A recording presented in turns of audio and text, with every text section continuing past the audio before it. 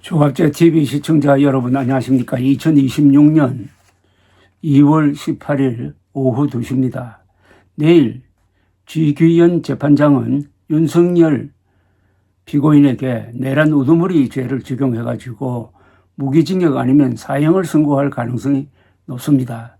이 선고는 윤석열, 한동훈 두 사람에 대한 심판이 될 것이기도 합니다.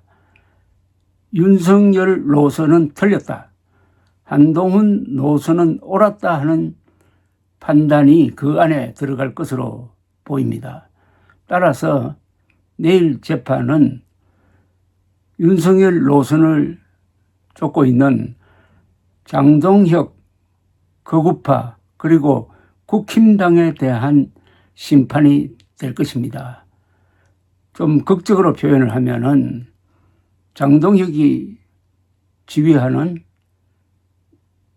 국힘당의 심장에 대못을 박는 선고가 될 것이고, 한동훈의 승리를 확인하는 선고가 될 것인데, 그러나 이 승리는 법리상의 승리이지 정치 현장에서는 한동훈 전 대표가 제명당한 처지에 있습니다. 장동혁이 한동훈을 제명했다는 요 간단한 문장 하나가 장동혁이 역사의 흐름에 거슬러 가면서 수구 반동 노선을 걷고 있고, 그 결과로 이번 선거를 통해서 자멸하게 될 것임을 보여주는 것입니다. 여러 가지 상징성이 많은 재판이 내일 선고되는데, 박상수 전 국민의힘 대변인 변호사입니다. 이분이 이 상황을 아주 일목요연하게 정리를 해서 자신의 페이스북에 올렸습니다. 이걸 따라서 쭉 읽어보면 지난 한 몇 년 사이에 있었던 윤석열 시절, 그리고 그 포스트 윤석열 시절에 대한 어떤 뼈대를 느끼게 합니다. 잘 쓰는 글은 읽는 사람으로 하여금 이 세상을 볼 때 그 훤하게 보게 합니다. 도수가 맞는 안경을 끼고 세상을 볼 때 느끼는 그 명료함을 보여주는 이 글을 여러분들에게 소개해 드리겠습니다. 박상수 변호사가 자신의 페이스북에 올린 글입니다. 정치에 정답이라는 것은 없다. 그러나 윤석열은 명백한 오답만을 골라봤고, 한동훈은 당시에는 이해가 안 되어들 했지만 지나고 보면은 그나마 정답을 제시해 왔다. 그리고 그렇게 오기로 윤석열의 오답만 쫓아온 결과가 지금 우리 보수의 현실이다. 하나씩 살펴보자. 1. 김건희 라인 제거와 김건희 특별감찰관 도이치 모터스에 대한 국민 눈높이 판단 요구. 사실 윤석열 정부의 위기는 오로지 김건희 때문이었다. 김건희 라인이라는 자들이 윤석열 주변의 정통 엘리트 보수를 견제하고 매관매직을 일삼고 온갖 종류의 좌파식 선동정치를 해오는 과정에서 모든 위기가 왔다. 김건희는 정통 엘리트 보수를 싫어했고 그 선봉에 한동훈이 있었다. 한동훈은 그녀에게 눈의 가시와도 같았고, 김건희를 따르는 자들은 한동훈 제거로 김건희 눈에 들기를 바랬다. 김옥균 프로젝트였다. 김건희는 사실 국민이 뽑은 사람도 아니고 정식 권한도 없으며 그저 윤석열의 부인이다. 그럼에도 그녀는 실제로 힘을 가진 듯 행동했고 사람들은 실세로 보이는 그녀를 따랐다. 한동훈은 김건희 라인을 용산에서 제거해야 한다고 말했다. 김건희를 감시하는 특별감찰관 임명을 요구했다. 그리고 어차피 무죄 나올 도이치 모터스 사건은 검찰이 국민 눈높이에 맞게 판단하라 요구했다. 자식도 구속시키던 정통 엘리트 보수에서 당연히 할 수 있는 이야기이고 선택이었으나 좌파의 오야붕으로 김건희에 의해서 일컬어지던 윤석열은 김건희의 손을 들어주었다.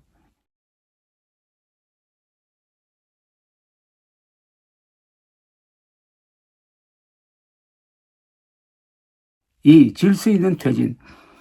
계엄은 저질러졌다.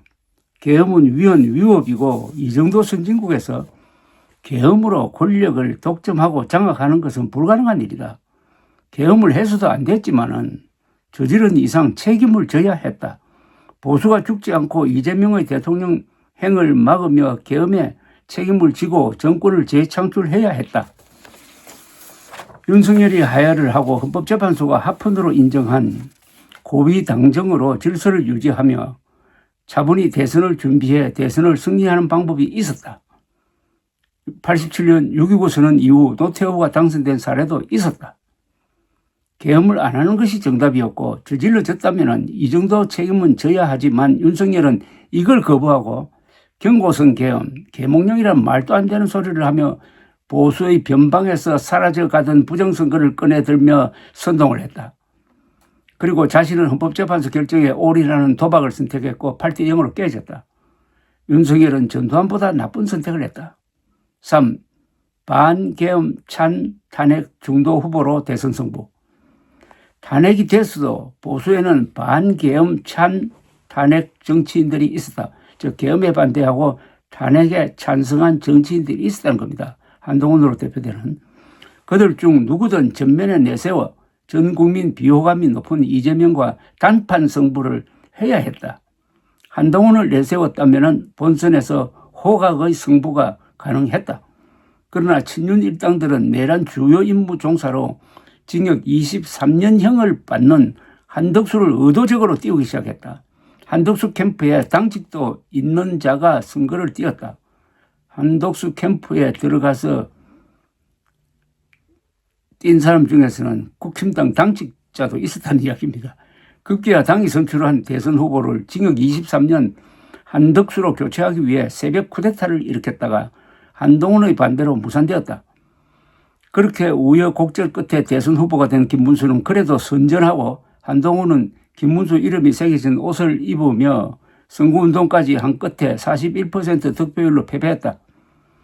한동훈을 후보로 내세워 이준석과 단일화를 했으면 이길 수 있는 선거였지만 그 길을 가지 않고 기어코 이재명 정부를 출범시켰다. 4. 차악의 선택 김문수.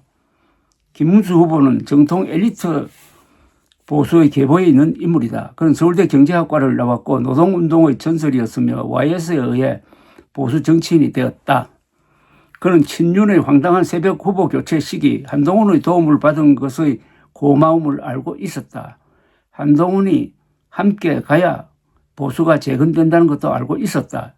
그러나 윤핵인 부정선거 그리고 친윤은 김문수가 대선에 승복했다면서 김문수를 김승복이라 조롱하고 결선투표에서 2,000표 차이로 장동혁을 당대표로 뽑았다.